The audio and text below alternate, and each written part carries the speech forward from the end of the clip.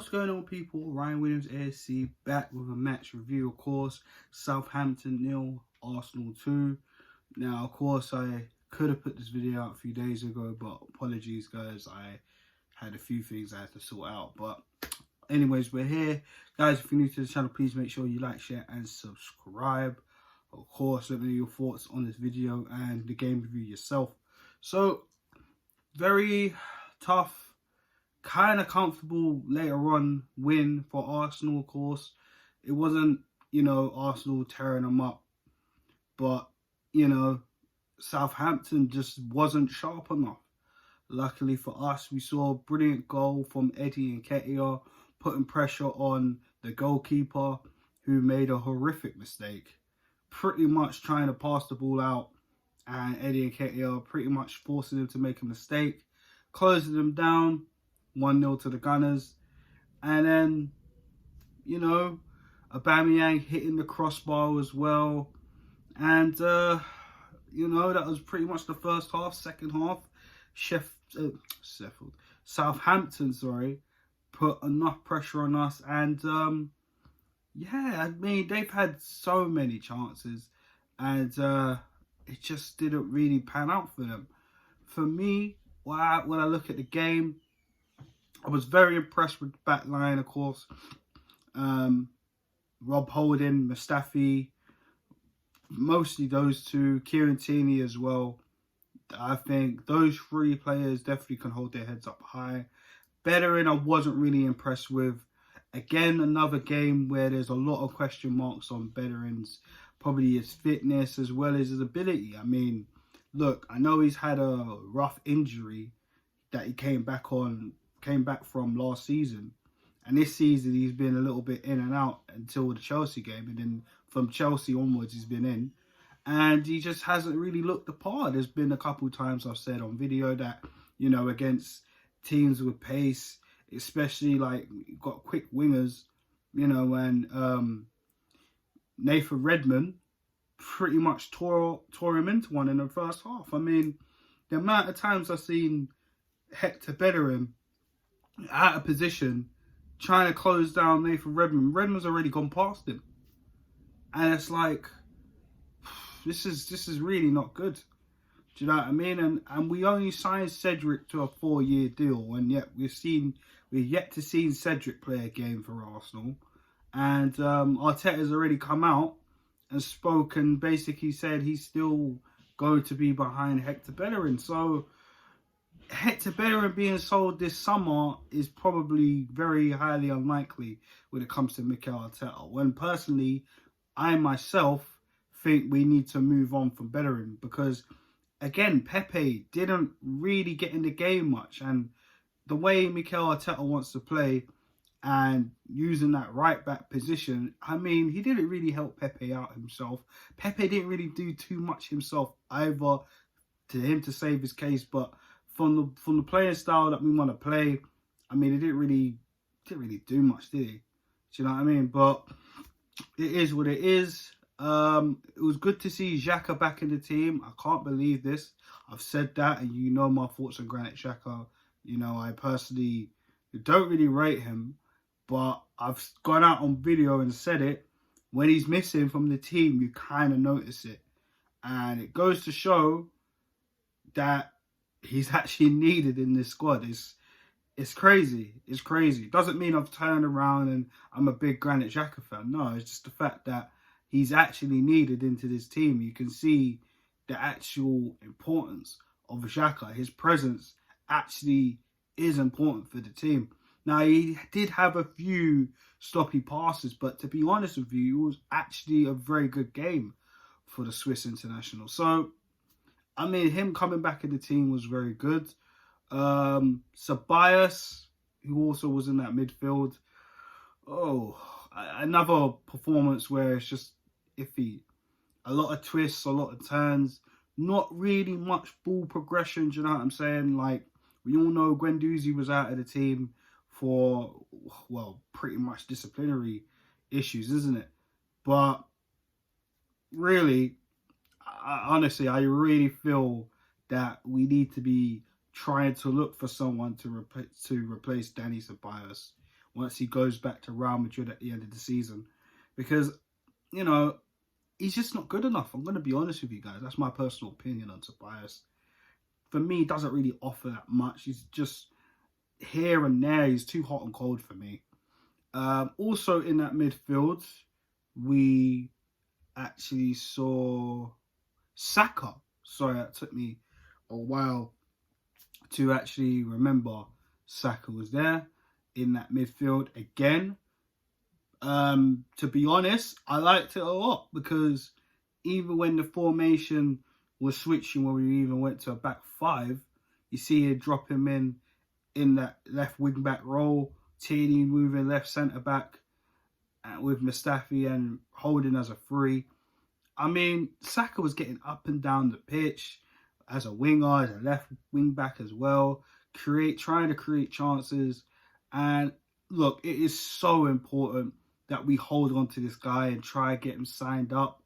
You know, I kind of went on a rant in a previous video where I said about, you know, we're signing Tobias and for an extension, and yet we're permanently signing Marion, Luiz, and bloody Cedric, but yet Saka's contract is still looming and we still don't know what's going on. Now, Arteta has gone on record and said he's feeling positive about it. Of course, the club, the family, Saka, his agent, you know, been in talks for a while, but he's feeling positive about it. And this is what I've gone on record and said. I feel Arteta is just trying to get the most out of Saka, using him, starting him in pretty much more of a forward position than him playing in a starting left back, even though Tierney and Kolasinac is fit. Like, come on, like, him using him in that forward role is probably be able to convince him to stay. And it is so imperative that Bukayo Saka stays at Arsenal, because we've seen how much of a talent he is producing in every single game he's appeared in this season. Produced good performances. Sometimes, many times, he's been outshining the senior players on the pitch. So it's imperative. But he had a very good game for me. Now we get up to the forwards. Of course, like I said, Pepe didn't really do too much. Could have done a little bit more, but, you know, I felt the lack of help from Bellerin didn't really help him. But Pepe does have to take responsibility for himself as well. Nketiah, great goal from him. And he said it in his post-match interview. He just likes to be a nuisance. And this is what we like, you know. He says he likes to press from the front. And this is what we need. And do you know what? I will sit here and be honest, because I said, why isn't Nketiah starting? Because, you know, we're desperate to see Pierre-Emerick Aubameyang in that centre-forward striking role. But to be honest with you guys, and the way it's been going on at Arsenal, we've rarely seen Aubameyang play that role. And it's more than likely that we're going to see Nketiah or Lacazette playing down the middle. Aubameyang is just not going to be playing down the middle. It's as simple as that. But I also think that's down to, you know, guys like Martinelli who can also operate in that role. But Martinelli's out for the season.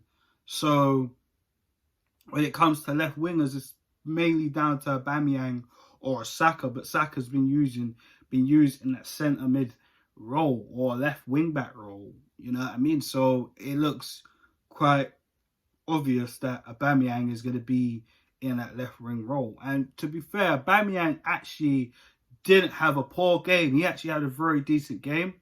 Of course, he was in that challenge where Southampton centre-back did get sent off, as he was the last man, and was able to win the free kick, which actually inevitably ended up Joe Willock getting the rebound from the save to make it 2-0. So, but Aubameyang was up and down. He had a chance and he smashed the crossbar from a pretty promising chance in the first half.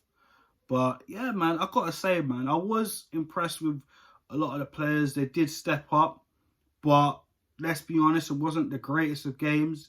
There were times where I felt Southampton could easily crept back into that game. But luckily enough, they didn't. They didn't really take their chances well. Guys like Danny Ings, who we were kind of worried about because he's been on fire this season. He's in the top 5 for the Golden Boot. Do you know what I'm saying? So, you know, credit to Danny Ings on that. But luckily, he didn't really play that much of a difference against us. Shane Long came on, didn't really do anything. And Shane Long's noted to play well against Arsenal. And he was quite quiet. Very quiet.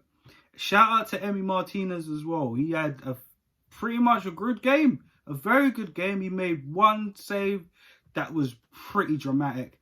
A little double. Would I say it's a double save? Just reactions were very quick. He saved it. The ball kind of fumbled and he just pounced on it. I love that from my goalkeeper. I like to see that. Do you know what I mean? He made one long ball kick from goal kick, to Pierre-Emerick Aubameyang, and Aubameyang was clean through. Obviously, he tried to square it, but obviously the chance wasn't taken properly. But I mean, even if you saw the face of Emi Martinez and you saw the replay, even he was smiling. He thought, wow, almost. I mean, that's got to do a huge amount of confidence for Emi Martinez, like coming in under the injured Leno for the remaining games of the season and the FA Cup, which we'll get into in another video, guys. But overall, guys, I have to say it was a good performance. We've got to see Joe Willock come on. Didn't really do that much other than get the goal. So well done to Willock. Ainsley came on. We saw Kolasinac come on. Tierney got a bit of cramp. So no injury on that one, which is good. Who else came on? Lacazette came on, of course. Yeah, man, I think it was a decent game. It's a decent game. A lot of funny images of Mesut Ozil and Lacazette coming out, sitting in the stands with their umbrellas and that. Mesut Poppins seems to be trending in the Arsenal fan base. So, overall, a really good game for Arsenal. 3 points we needed. So, on that note, guys, I'm going to wrap it up. And this was the Southampton versus Arsenal review. So, guys, let me know your thoughts on this video. Let me know your thoughts on the game. Please comment in the description, of course. Click the links in the description as well. Like, share, and subscribe to the channel. I'll be back with another video talking about my starting 11 against Sheffield United in the FA Cup. So, Gooners, take it easy.